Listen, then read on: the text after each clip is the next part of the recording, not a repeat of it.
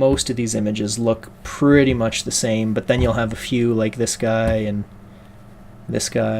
these two up here and this one that don't have the same overall color tonality, and they might need a little bit more work, but for the most part it's just the same effects run on everything. So let's go through these backwards, shall we? So just a boring image, and that, yeah, it's a little oversaturated, but whatever. So in this image here, this is the original, and these leaves were a little bit interesting, so I decided to really emphasize them, so I actually changed the hue a little bit to make these a little more red. This image, this is one of the ones that I wanted to treat almost just like an abstract painting, so this is one of the real Pollock ones. So I just bumped it up a little bit and kind of intentionally blew out some of the highlights, so you'll get little bits like this guy here, where you get that cool glint sort of effect. If you notice, the bokeh on these images isn't exactly round and soft. I actually shot all this at 5.6 because I kind of had this idea in my head that instead of being nice rounded, you'd have angular blurry areas, and that would kind of resemble a snowflake. And yeah. So here's might be a better example. And of course you might notice each of these are 7-sided, which is just how many sides you have on a snowflake if you skip one while you're counting, I guess. I don't know, I forgot how many blades my aperture had, so it didn't quite work out, but yeah. I don't know, it kind of gives it a different look over the soft blurriness. This is one of the images that I mentioned I did a little extra post work, but I really did some post magic to try to punch up the colors and bring out the contrast. And this image right here, really like that starburst. You don't get this effect right here when you shoot with your aperture all the way open. That's something you only get when you stop it down a bit. Here's another image. I find these look pretty dull and lifeless, and then when you just do the effects, you get that nice punch, wakes them up. Again, more nice sunbursts. The background in here looks a little bit too busy for my liking, but you know, what can you do at this point? Should have thought of that in camera. Here's one, if you notice this image. This is sort of an A-B comparison, where on this one I have the background in focus and the foreground is all blurred to hell, where in this image is very much the opposite, where I focused on these up close things and let the background blur out. So sometimes when I'm shooting I like to do both, and then I have options when I'm editing to realize that, okay, I like this one or I like this one more, so I can delete the other and move on. A little bit further out, personally I'd probably crop off this leaf right here because I think it kind of distracts from the composition, but also I should probably crop this little bit of fence because it just kind of destroys that illusion. I kind of want you to just focus on the nature and the branches and that little starlight there. Yeah. So here's another. I think this image is quite a bit nicer than the last one because it just has the nature stuff. You don't have the little bits of rustic fence and all that crap in the background. And the starlight. I don't know why I'm so obsessed with these. I kind of forgot about this effect because I'd been shooting everything wide open for so long. Hadn't done daylight photography in a long time, and ice does really cool stuff when you shoot with the sun in the background. One of the things I was actually really careful to do, I would always try to have a branch kind of blocking the sun, so you just have little bits of it peeking out. That's of course not the full sun in the background. And again, more just you find an object. A lot of these shots look pretty monotonous, pretty boring. One shot's not that much different from the last, but you know, that's intentional because sometimes it's nice to shoot a few more than you need, and then if you're really happy with one, you're like, oh, I should have cropped out the bottom, and then you go to the next picture and you're like, oh yeah, I did. So you get that. To me, this image, it's a little too far away. It doesn't really excite me all that much.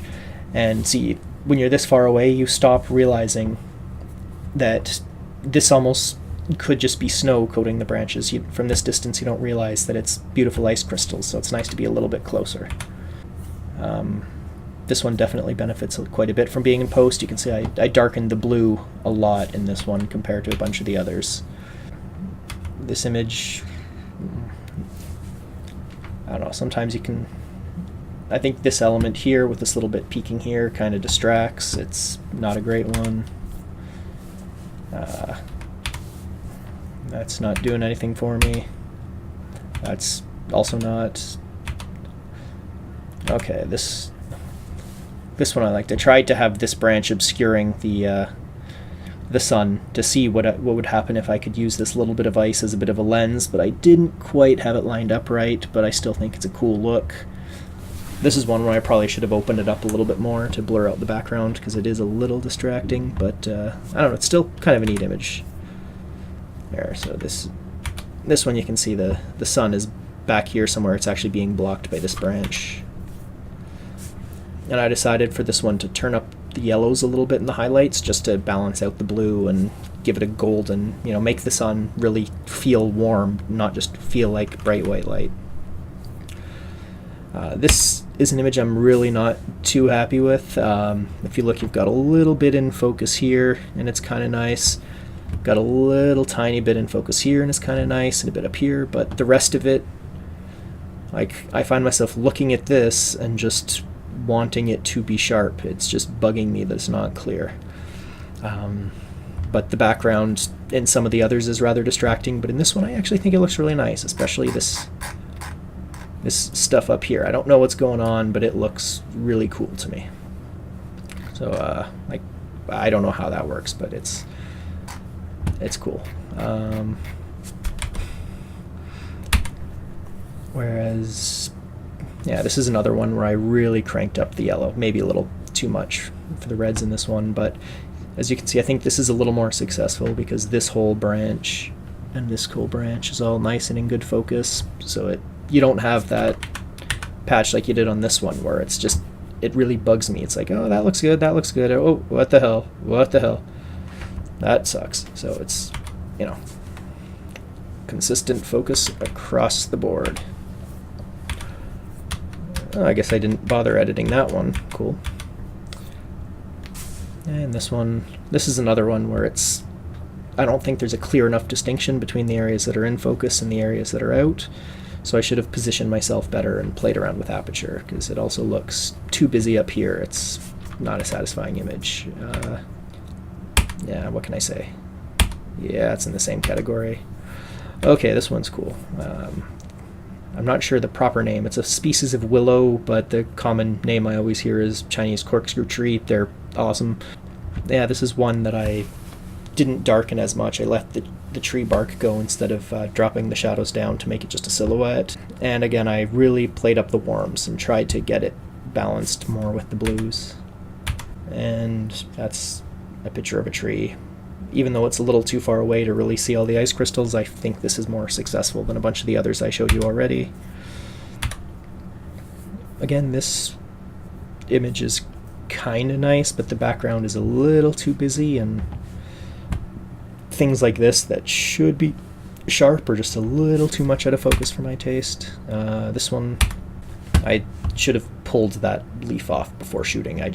That bugs me, but the rest of it it's all right.